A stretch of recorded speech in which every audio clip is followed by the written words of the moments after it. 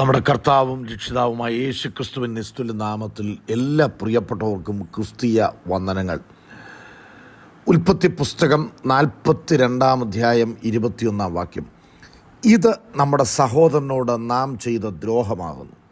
അവൻ നമ്മോട് കെഞ്ചിയപ്പോൾ നാം അവൻ്റെ പ്രാണസങ്കടം കണ്ടാറേയും അവൻ്റെ അപേക്ഷ കേട്ടില്ലല്ലോ. അതുകൊണ്ട് ഈ സങ്കടം നമുക്ക് വന്നിരിക്കുന്നു എന്ന് അവർ തമ്മിൽ പറഞ്ഞു. യോസഫിൻ്റെ സഹോദരന്മാർ യോസഫിൻ്റെ മുൻപിൽ യോസഫാണെന്നറിയാതെ ഏറ്റുപറയുന്ന ചില കാര്യങ്ങളാണ് നാം ഇവിടെ വായിച്ചത്. ബാല്യത്തിൽ വളരെ പക നേരിടുകയും സഹോദരന്മാരാൽ ദ്രോഹിക്കപ്പെടുകയും ചെയ്ത വ്യക്തിയാണ് യോസഫ് എന്ന് പറയുന്നത്. യോസഫ് പിന്നീട് യോസഫിനെ പൊട്ടക്കുഴിയിൽ നിന്ന് വലിച്ചു കയറ്റി വിറ്റനന്തരം ഏതാണ്ട് 22 വർഷങ്ങൾക്ക് ശേഷമാണ് യോസഫ് സഹോദരന്മാരെ കാണുന്നത്. യോസഫിനെ വിറ്റനന്തരം അപ്പൻ്റെ മുൻപിൽ ദീർഘവർഷങ്ങൾ അവർ യാഥാർത്ഥ്യം മറച്ചുവെച്ച് ഈ 10 പേരും അഭിനയിക്കുകയായിരുന്നു. ഒരിക്കൽ പോലും അപ്പനോട് ഏതെങ്കിലും ഒരു സഹോദരൻ ഈ കാര്യം ഏറ്റുപറയാനോ അല്ലെങ്കിൽ യോസഫിനോട് ചെയ്തതായ സത്യസന്ധമായ കാര്യങ്ങൾ പറയാനൊന്നും അവർ തയ്യാറായിരുന്നില്ല. അങ്ങനെ ആയിരുന്നെങ്കിൽ അപ്പൻ യോസഫിനെ ഓർത്ത് ദീർഘവർഷങ്ങൾ ദുഃഖിക്കുമായിരുന്നില്ല. അവർക്ക് വേണമെങ്കിൽ യോസഫിനെ തേടിപ്പോകാമായിരുന്നു. ഹൃദയം കഠിനപ്പെട്ട ഈ സഹോദരന്മാർ യോസഫിനെ തേടിപ്പോയതായും നാം കാണുന്നില്ല. എന്നാൽ വർഷങ്ങൾക്ക് ശേഷം അവർക്ക് മറ്റു വിഷയത്തിൽ അവിടേക്ക് ചെല്ലേണ്ടതായി വരികയാണ്.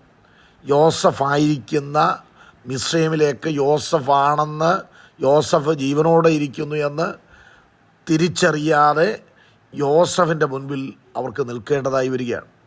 യോസഫിൻ്റെ കാതുകൾ കൊണ്ട് തന്നെ അവർ ചെയ്തത് ദ്രോഹമാണെന്ന് അവരെ കൊണ്ട് ദൈവം ഏറ്റുപറയിക്കുകയാണ്. ജ്യേഷ്ഠന്മാരാണ്, കഴിവുണ്ട്, പ്രാപ്തിയുണ്ട്, യോസഫിനേക്കാൾ ബുദ്ധിയുണ്ട്, യോസഫിനെ വേണമെങ്കിൽ ശകാരിക്കാം, കുറ്റപ്പെടുത്താം. ഇതൊക്കെ അവർ ചെയ്തവരാണ്. മാത്രമല്ല യോസഫിനെ ദ്രോഹിക്കാവുന്നതിൻ്റെ മാക്സിമം അവർ ദ്രോഹിച്ചു. ഈ ശാരീരികമായ ദ്രോഹം മാത്രമല്ല, മാനസികമായ പീഡനങ്ങൾ യോസഫ് ഒത്തിരി നേരിട്ടവനാണ് കുടുംബത്തിൽ വെച്ച്. ഇത് മറ്റാരോടും അവന് പറയുവാൻ കഴിയാമായിരുന്ന പീഡനങ്ങളായിരുന്നില്ല. എല്ലാവരും കൂടെ ചേർന്ന് അവനെ ദ്രോഹിച്ചു, കുറ്റപ്പെടുത്തി, പകച്ചു. അസൂയ നിമിത്തമാണിതെല്ലാം അവൻ നേരിട്ടത്. അതിൽ ഈ സഹോദരന്മാർ ചെയ്ത കാര്യങ്ങൾ ശരിയാണ് എന്നുള്ള ചിന്തയിലാണ് അവർ മുൻപോട്ട് കടന്നു പോകുന്നത്. ഈ ദ്രോഹം ചെയ്ത വ്യക്തികൾ കുറ്റബോധമില്ലാതെ പലപ്പോഴും മുന്നോട്ട് പോകാറുണ്ട്. മറ്റുള്ളവരെ ദ്രോഹിച്ചിട്ട് ഞങ്ങൾക്ക് കുഴപ്പമൊന്നുമില്ലല്ലോ, ഞാൻ ചെയ്തതെല്ലാം ശരിയാണ് എന്ന് ചിന്തിക്കുന്ന വ്യക്തികളുണ്ട്. അവരുടെ പ്രതിനിധികളാണ് യോസഫിൻ്റെ ഈ സഹോദരന്മാരെന്ന് പറയുന്നത്. എന്നാൽ അവരെത്ര നല്ലവരാണെന്ന് നടിക്കാൻ ശ്രമിച്ചാലും അന്തരാത്മാവിൽ കുറ്റബോധം അവരെ ഭരിച്ചിരുന്നതായിട്ട് അവരുടെ വാക്കുകളിൽ നിന്ന് നമുക്ക് കാണുവാൻ കഴിയുന്നുണ്ട്. ആഹാരത്തിന് വേണ്ടി മിസ്രൈമിലേക്ക് ചെന്ന് അവിടെ വെച്ച് ചില കാര്യങ്ങൾ നേരിടുമ്പോൾ അവർ പറഞ്ഞ കാര്യമാണ്, ഈ കാര്യങ്ങൾ, ഇപ്പോൾ നേരിടുന്ന ഈ വിഷമതകൾ നമുക്കുണ്ടാകാൻ കാരണം ഇത് നമ്മുടെ സഹോദരനോട് നാം ചെയ്ത ദ്രോഹമാകുമോ.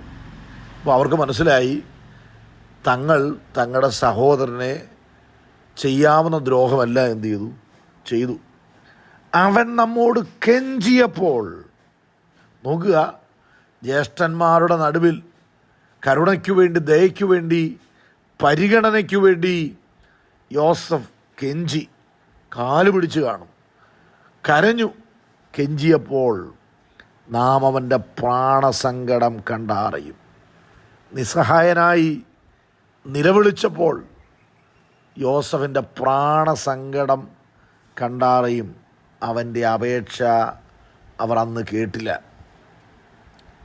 എന്നിട്ട് ഇവരിപ്പോൾ പറയുകയാണ്, അതുകൊണ്ട് ഈ സങ്കടം നമുക്ക് വന്നിരിക്കുന്നു എന്ന് അവർ തമ്മിൽ പറയുകയാണ്.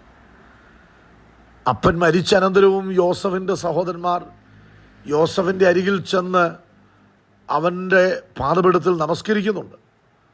കാരണം ആ കുറ്റബോധം അപ്പോഴും അവരെ അലട്ടിയതായിട്ട് നമുക്ക് കാണുവാനായിട്ട് കഴിയും.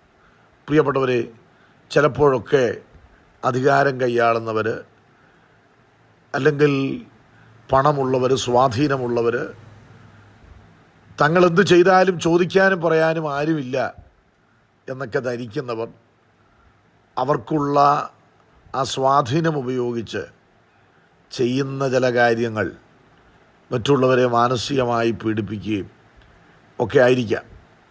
എന്നാൽ ചോദിക്കുന്നൊരു ദൈവമുണ്ട്. അവരെ കൊണ്ട് തന്നെ ഏറ്റുപറയിക്കുന്ന ഒരു ദിവസം വരും. ആ ദിവസം വരെ യോസഫ് നീതി കിട്ടാതെ, ന്യായം കിട്ടാതെ സങ്കടപ്പെടേണ്ടതായിട്ട് വരും. എന്നാൽ നീതിയെ പ്രഭാതം പോലെ, ന്യായത്തെ മധ്യാഹ്നം പോലെ ആക്കുന്ന സ്വർഗത്തിലെ ദൈവം. ഈ ചിലർക്ക് ദ്രോഹം അവരുടെ ശീലമാണ്. ദ്രോഹിച്ചിട്ടല്ലാതെ ഉറക്കം വരാത്ത മനുഷ്യരുണ്ട്. ആരെയെങ്കിലും ദ്രോഹിച്ചിട്ടല്ലാതെ ഉറക്കം വരാത്തവർ, മൃഗസ്വഭാവമുള്ളവർ, ക്രൂരതയുള്ളവർ, ദയയില്ലാത്തവർ, കരുണയില്ലാത്തവർ,